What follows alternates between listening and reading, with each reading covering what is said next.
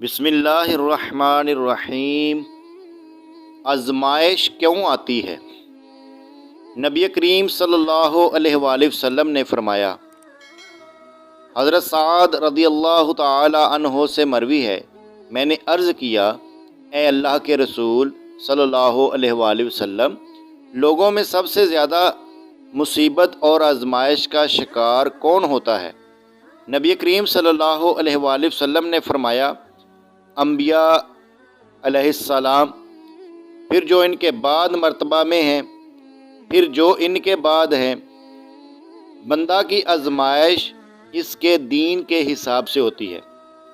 اگر وہ اپنے دین میں مضبوط ہو تو اس کی آزمائش بھی زیادہ ہوتی ہے، اور اگر اس کا ایمان کمزور ہو تو اس کی آزمائش اسی حساب سے کم ہوتی ہے۔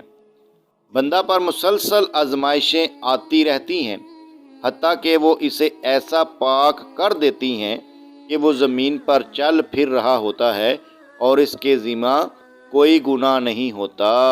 سبحان اللہ۔